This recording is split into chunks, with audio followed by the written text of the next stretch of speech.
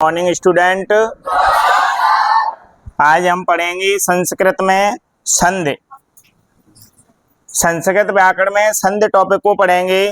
तो जिस प्रकार हमने हिंदी में स्वर संधि को पढ़ा था, संस्कृत में स्वर संधि का नाम क्या होता है? संस्कृत में स्वर संधि को किस नाम से जानते हैं? अच संधि। किस नाम से? अच संधि। नियम पूरे वो के वही रहेंगे, केवल इसमें विसर्ग और हलंत लगेगा और कुछ नहीं है। स्वर संधि जैसी हिंदी में थी वैसी ही संस्कृत में रहेगी।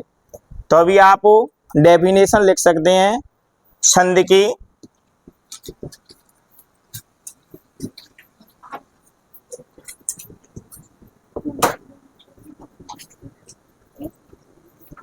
वैसे आप हिंदी में लिख चुके हैं, वो ही संस्कृत में।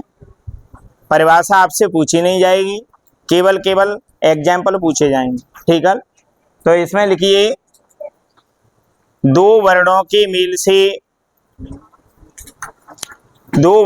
मेल से जो विकार उत्पन्न होता है, दो वर्णों के मेल से जो विकार उत्पन्न होता है उसे संधि कहते हैं।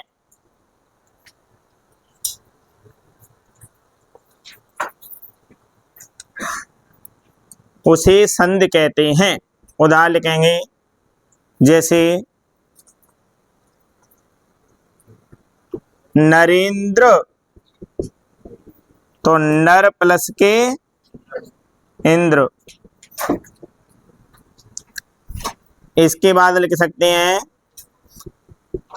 विद्यालय, विद्या प्लस के आलय। अब यहाँ पर क्या हुआ था? दो वर्ण मिले से, तो दो वर्णों के मिलने से जो विकार उत्पन्न होता है उसे हम क्या कहते हैं? संधि कहते हैं। तो देखिए यहाँ के लगा न र अ निकला और यहाँ से निकली ए। जब आ का मेल ई से होता है तो बनता है ए, तो र पर लग गई ए की मात्रा। यहाँ से क्या निकला? आ, और यहाँ से क्या निकला? आ। जब बड़ा आपस में लेंगे तो क्या बनाएंगे? बड़ा आ। तो विद्या प्लस के आलय बराबर विद्यालय। तो अभी हमने सभी संधियों के लिए संधि की डेफिनेशन लिख ली और उसके बाद दो एग्जाम्पल लिख लिए। अब लिखेंगे संधि के प्रकार। तो संधि हिंदी में संस्कृत में जो प्रकार हैं वो कितने हैं? 3 हैं। केवल थोड़े से नाम चेंज हैं, स्वर संधि के और व्यंजन संधि के।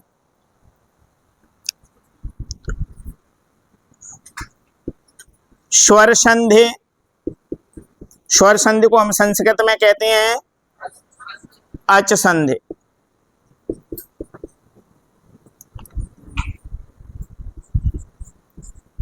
व्यंजन संधि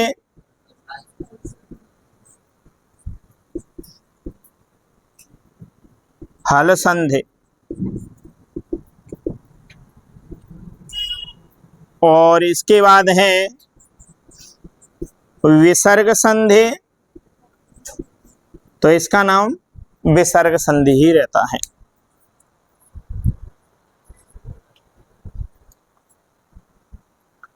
तो अगर आपसे पूछे जाते हैं चाहे हिंदी हो या संस्कृत के संधि के कितने प्रकार होते हैं, तो संधि के कितने प्रकार होते हैं?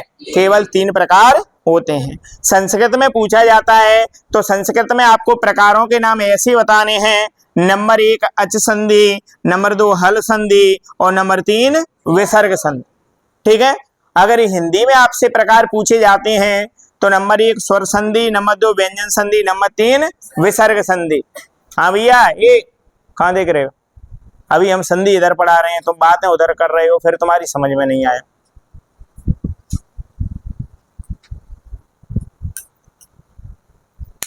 सभी का ध्यान इधर होना चाहिए। नोट करें, उसके बाद जब समझा रहे हैं तब समझना है। बार बार ये चीजें नहीं पढ़ाएंगे। जब क्लास में बैठी हो तो ध्यान वहां ही होना चाहिए जहां शिक्षक आपको पढ़ा रहे हैं, लेकिन आपका ध्यान ही नहीं, आप अपनी बातों में लगे हुए। फिर हम आपसे पूछते हैं बेटा संधि समझ में आएगी? नहीं आएगी। क्यों? तुम्हारा ध्यान ही नहीं है इधर में।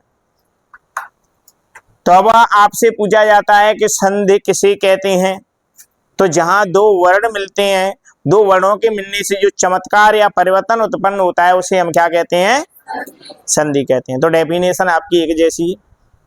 उसके बाद आपसे संस्कृत में पूछे कहां से जाएंगे, एग्जाम्पल पूछे जाएंगे आप। तो एग्जाम्पल में यहां से आपसे इनके एग्जाम्पल पूछे जा सकते हैं। नरेंद्र का संधि विच्छेद कीजिए, विद्यालय का संधि विच्छेद कीजिए, अभी आ रहे हैं, और कहां से हैं, कौन सी संधि है इनमें, वो सब आ रहा है नाम।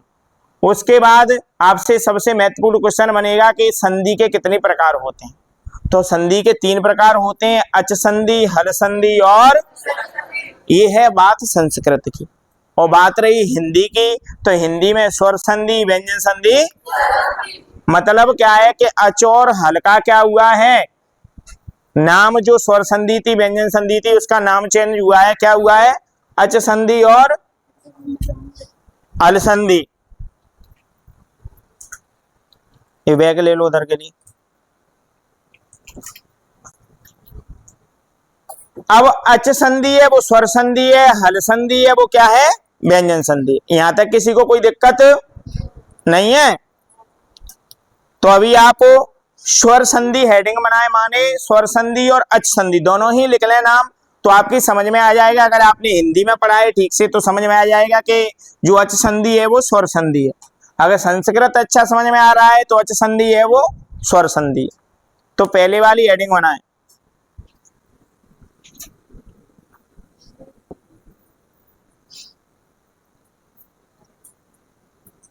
स्वर संधि की डेफिनेशन कौन कौन बता सकता है, हिंदी में आपने पढ़ी है। बस 2 वर्ण बोले थे आपने, उसके बाद तो साइलेंट ही होगी जब 2 स्वरों के, फिर तो कुछ बोले। 2 स्वरों के मेल से जो विकार या परिवर्तन उत्पन्न होता है उसे हम क्या कहते हैं। तो आप लिखिए स्वर संधि की परिभाषा,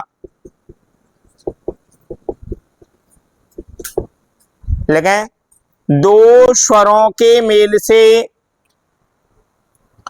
2 स्वरों के मेल से जो विकार या परिवर्तन, जो विकार या परिवर्तन उत्पन्न होता है, जो विकार या परिवर्तन उत्पन्न होता है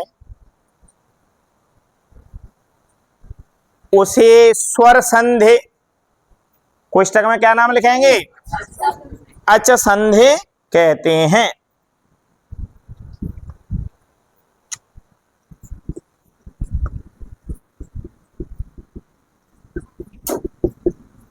संस्कृत में विशेष रूप से आपको कुछ ध्यान नहीं रखना है, केवल विसर्ग और हलंत का ध्यान रखना है।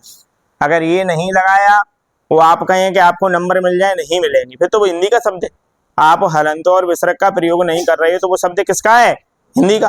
फिर आप कहें कि विसर्ग के आपने नंबर काट दिए, आप लिख ही कहाँ रहे हो, संस्कृत हिंदी लिख रहे हो। तो विसर्ग और हलंत का विशेष ध्यान रखना है, ठीक है। अब आप लिखेंगे अच संधि के प्रकार। अच संधि मतलब स्वर संधि।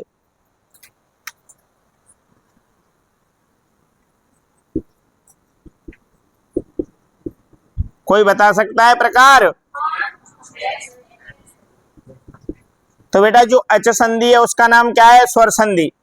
तो संस्कृत में जो अच संधि है या स्वर संधि है उसके 6 प्रकार हो जाते हैं, हिंदी में इसके कितने होते हैं, 5, ठीक है।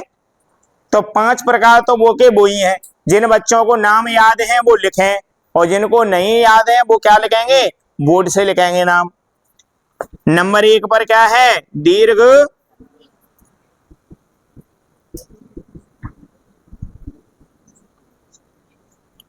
डायरेक्ट दीर्घ संधि लिखें।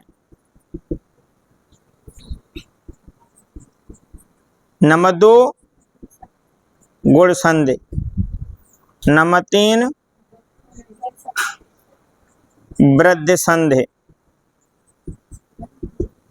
और नंबर 4 यड़ संधि।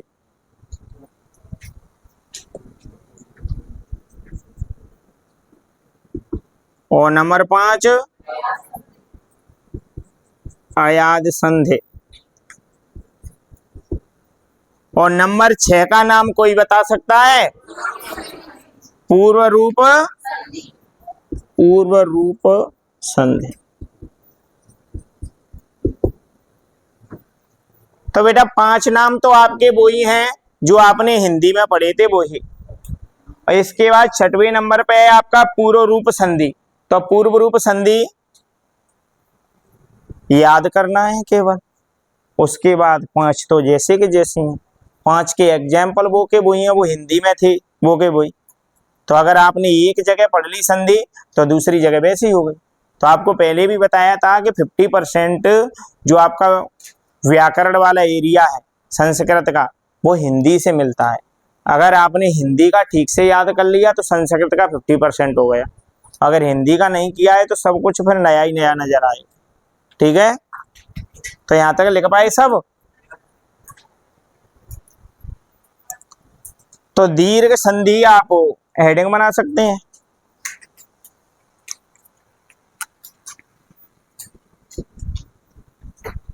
इनकी परिभाषा आपको हिंदी में ही लिखा देते हैं तो आपकी समझ में जल्दी आएगा। पेपर में आपसे परिभाषा पूछी नहीं जाएगी, पेपर में आपसे केवल क्या पूछे जाएंगे? एग्जाम्पल कि इसमें कौन सी संधि है। ठीक है, तो आपको परिभाषा तो केवल समझने के लिए याद करनी है, न कि पेपर के लिए। तो दीर्घ संधि पॉइंटों में लिख लें तो जल्दी याद हो जाएगा। नंबर 1, जब आ का मेल आपस में होता है तो क्या बनता है भैया? तो बड़ा आ बनता है।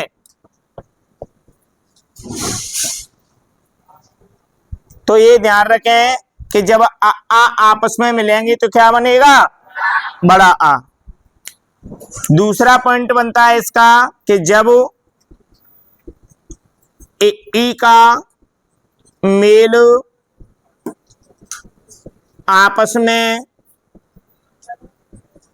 होता है तो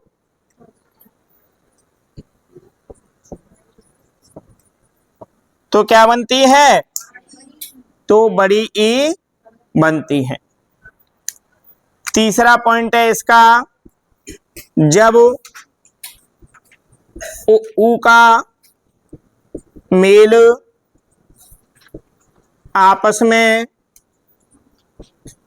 होता है तो क्या बनता है भैया? तो बड़ा ऊ बनता है। जब आ और आ आपस में मिलेंगे तो क्या बनेगा? बड़ा। लिख क्यों नहीं रही हो भैया तुम? क्यों ना लिख रहे? विकास ये लिख लिया? अभी हम तो लिख के यहां को पाए तब तक तुमने लिखा क्या? क्यों ना लिखे? कहां लिख रहे? तुम तो बैठे हो आराम से।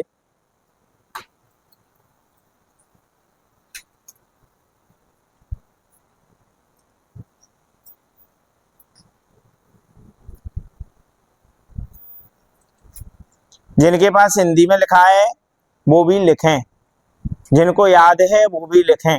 लिखने से चीजें क्या होती हैं, आपकी पुनः रिपीट हो जाती हैं। वैसे ही आप बैठे रहोगे कोई मतलब का नहीं, आपका ध्यान इधर उधर भटकता रहेगा, आप खुद नहीं पढ़ोगे ना पड़ोसी को पढ़ने दोगे।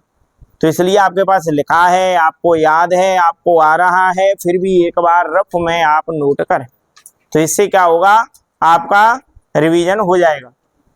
लेकिन आप लोग क्या है कि लिखा हुआ रखा है, हम क्या करेंगे सर लिख, तो लिखना सबको है। चलो इसके उदाहरण लिखते हैं।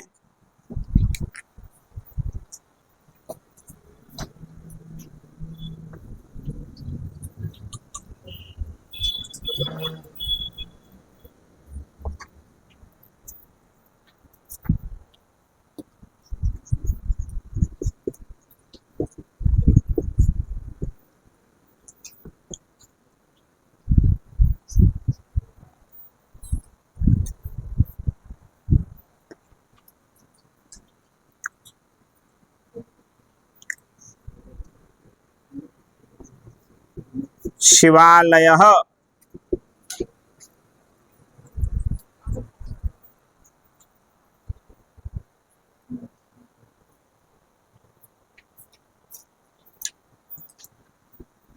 गिरीशः।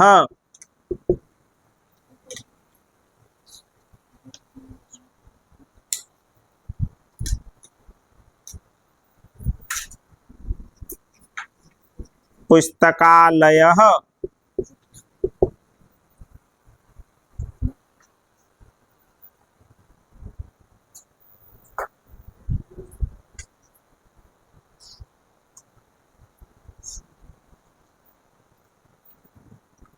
रवींद्रः।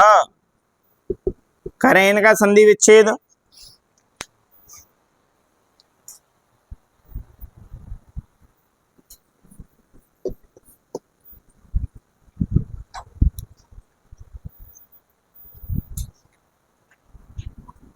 सूक्तेः। भानुदयः। चलो ये संधि विच्छेद करें। बैठा नहीं रहेगा कोई भी, जल्दी लिख के संधि विच्छेद। बैठे क्यों हैं? हिंदी में पढ़ा है आपने, इतने तो हो सकते हैं आप ऊपर बैठे हैं कि बस सर कराएंगे हम लिखेंगे। जैसे हो कोशिश करिए। आप कोशिश ही नहीं करते हैं, गलत हो गलत होने दो, हम करा रहे हैं सही।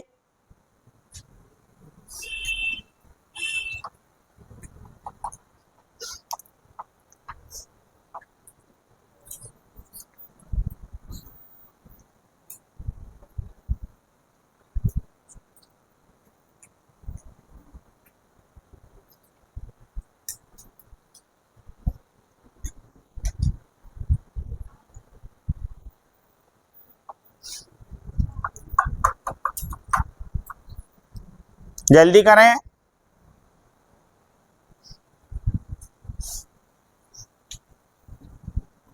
नियम लिखा हुआ है आपके सामने, नियम का प्रयोग करेंगे तो आप संधि विच्छेद कर सकते हैं।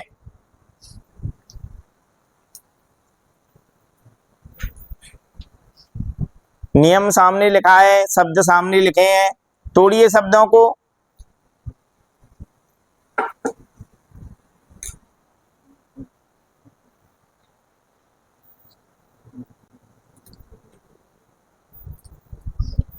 हो गए? चलो तो देखें। सबसे पहले लिखा है आपके पास कि जब आ का मेल आपस में होता है तो क्या बनता है? माने अ प्लस के आ, तीन कंडीशन बनेंगी। आ और आ मिल सकता है, आ और अ मिल सकता है, आ और अ मिल सकता है, और बड़ा आ और बड़ा आ मिल सकता है। चार कंडीशन के आधार पर अगर कंप्लीट रूप से अलग अलग करते हैं तो इसके बाद कुछ नहीं बनेगा। चाहे तो बड़ा बड़ा आपस में मिले तो भी बड़ा आ ही बनेगा, चाहे बड़ा आ और छोटा आ आपस में मिले तो भी बड़ा आ बनेगा, चाहे छोटा आ मिले तो भी बड़ा आ बनेगा, और चाहे छोटा आ और बड़ा आ मिले तो भी क्या बनेगा? बड़ा आ। ये जो कंडीशन है, ये जो बनने वाली प्रक्रिया है वो कंप्लीट रूप से ई वाले में और ऊ वाले में लगती है। ऐसे ये मिले हुए हैं चार तरीका से, उसी प्रकार से चारों तरीका से ये मिले, तो एक का समझ लो सभी का यही रहेगा। ठीक है, तो अभी आ का मेल हुआ है तो आ का मेल आपस में होता है तो क्या बनता है? बड़ा आ। तो देखिए आप अपने उदाहरणों को कैसे विच्छेद करेंगे। यहाँ बड़े आ की मात्रा है तो क्या मिलना है? आ मिलना है, ई और ऊ तो मिलना ही नहीं है, ये तो आपको पता चलना चाहिए पहले उदाहरण देखते ही। उदाहरण देखते ही उदाहरण में कौन सी मात्रा है उसके आधार पर आपको पता चलना चाहिए कि यहाँ पर मेल किसका हुआ है। तो देखिए यहाँ बड़े आ की मात्रा है तो मेल किसका हुआ है? आ का हुआ है। यहाँ पर बड़ी ई की मात्रा है तो मेल किसका हुआ है? ई का हुआ है। यहाँ बड़े आ की है तो आ का, जहां बड़ी ई की है तो ऊ का, जहां बड़े ऊ की है और जहां भी बड़े जहां बड़ी ई की है तो ई का, और जहां बड़े ऊ की है दोनों जगह तो किसका हुआ है? ऊ का। ठीक है, जब उ का हुआ है मेल, जब ई का हुआ है मेल, जब आ का हुआ है मेल। अगर आपने इतना पहचान लिया तो आप इधर उधर नहीं भटको के डायरेक्ट उदाहरणों को उन्हीं शब्दों में तोड़ने की कोशिश करो। शब्द ऐसा होना चाहिए जिसका अर्थ निकले। अर्थ निकले ये कैसा पता चलेगा? आपने शब्द सुने हैं, जो शब्द सुने हैं वो ही प्रयोग होंगे, और जो शब्द सुने ही नहीं है, ज्यादा तरीका से जो सार्थक शब्द होते हैं उनका प्रयोग किया जाता है, निरर्थक शब्दों का बहुत कम प्रयोग होता है, माने फालतू में ही बोले जाते हैं, निरर्थक उनका कोई अर्थ ही नहीं होता है। जैसे गांव में सबसे अधिक होता है कि एक सार्थक शब्द के साथ में एक निरर्थक बोला जाता है।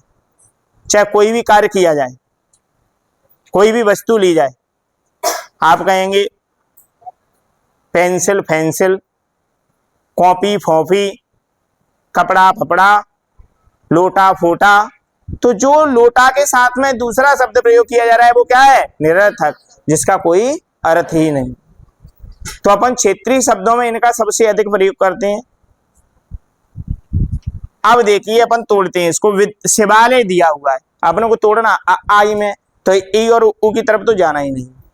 तो भैया एक तो होता है शिव और एक होता है आलय। अब आप कहेंगे सर आपको तो पता है पहले से ही, आपने शिव प्लस के आलय कर दिया, हम कैसे करेंगे? तो कोशिश करो इसे गलत करने की। दूसरा तरीका हम कर सकते हैं, शिवा प्लस के अलय। इसके अलावा और कुछ कर सकते हैं क्या ये बताओ? इला नहीं सकते हैं, वो उला नहीं सकते हैं, और इसे किस में तोड़ सकते हैं? एक ही मात्रा तो लगा ही नहीं सकते हैं, क्योंकि आ में ही तो चलना है हमें। तो आ में चलना है तो दो ही तरीका है। तो पहली बात तो ये अलय का कोई अर्थ ही नहीं होता है, आपने सुना ही नहीं होगा कहीं अलय। आलय, आलय माने रहने का स्थान, ठीक है। इसके बाद शिव और शिवा आपने सुना होगा। अब शिव और शिवा में समझिए कि कौन सा सही होगा। ज्यादा पॉपुलरिटी किसकी है? शिव की है कि शिवा की है? शिवा तो नाम हमने रख दिया शिव जी का नाम देख करके, नहीं मूल नाम तो शिव ही था। अगर आप शास्त्रों में जाएंगे, कहीं भी वर्णन देखेंगे या पुराने ग्रंथों में, तो वहां शिवा वर्णन नहीं मिलेगा। हमने नाम रख दिया, राम में से रामा नाम रख दिया, कृष्ण में से कृष्णा नाम रख दिया, है कि नहीं है? तो मूल शब्द भगवान श्री कृष्ण है, मूल शब्द तो भगवान श्री राम है। आप कहें रामा, तो रामा तो आपने बना दिया उसको। ऐसे ही शिव, शिवा, तो ये आपने बना दिया, लेकिन मूल शब्द क्या है? शिव, ठीक है। तो जिसका अधिकतम प्रयोग होता हो, जो शब्द पॉपुलर है, जिसका सब जगह प्रयोग किया गया है, वो क्या है? सार्थक है। ऐसे आप इनको तोड़ेंगे। अगला दिया हुआ है ग्रीस, गिरी प्लस के ईस। अब इसको भी अपन फिर गलत करेंगे। अब देखिए भैया, एक गिर को क्या कर सकते हैं? गिरी, और ईस को क्या कर सकते हो? इस। इसके अलावा और तो कुछ कर नहीं सकते, दो ही तरीका है। तो भैया गिरी शब्द आप कहीं नहीं देख सकते हो। बताना कि सर यहां लिखा हुआ है ये गिरी। गिर माने होता है पर्वत, क्योंकि आपको पर्यायवाची आनी चाहिए किसका क्या अर्थ होता है। तो गिर माने क्या होता है? पर्वत। गिरीस, तो ईस, ईस का आपने पर्यायवाची पढ़ा होगा, ईस माने भगवान, ईश्वर, होता है कि नहीं होता है? तो आपको थोड़े से अच्छे अर्थ आएंगे तो आप खुद समझ जाएंगे। इस कहीं नहीं मिलेगा आपको, ये इस कहीं किताब में बताना सर ये इस लिखा है, इस प्रकार ऐसे लिखा रहता है, इस प्रकार, लेकिन ऐसे नहीं लिखा रहता है, इस प्रकार। शब्द भाई भाषा है, एक एक चीज से चेंज हो जाती हैं चीजें, ठीक है। तो शब्द अलग है, यहाँ पर आपका वर्ड अलग है, सीटी वाला सा है, ठीक है। इसके बाद आप अगला शब्द देखें, पुस्तकालय। पुस्तकालय का क्या होता है? पुस्तक प्लस के आलय। अब भैया एक शब्द तो आपको ध्यान में आ जाना चाहिए कि मूल शब्द होता है आलय, तो आलय की ओर तो हम अलय करने जाएंगे नहीं। और पुस्तक को तो तुमने किताब पढ़ो होगा, पुस्तका तो पढ़ा ही नहीं होगा, पुस्तक ही होता है, तो मूल शब्द पुस्तक है। रविंद्र, रवि प्लस के, रवि का पर्यायवाची कोई बता सकता है? किसका पर्यायवाची है रवि? सूर्य का है कि नहीं है? तो आपको पर्यायवाची ठीक से नॉर्मल में बचपन में पढ़े होंगे या 9th में पढ़े होंगे या 8th में पढ़े होंगे, तो आप तुरंत ही तोड़ सकते हैं। जिसकी पढ़ाई पहले से ही कमजोर है, जो विलोम पर्यायवाची नॉर्मल सी चीजें नहीं पढ़ा है, तो उसको दिक्कत आएगी। सूक्ति शु प्लस के उक्ति।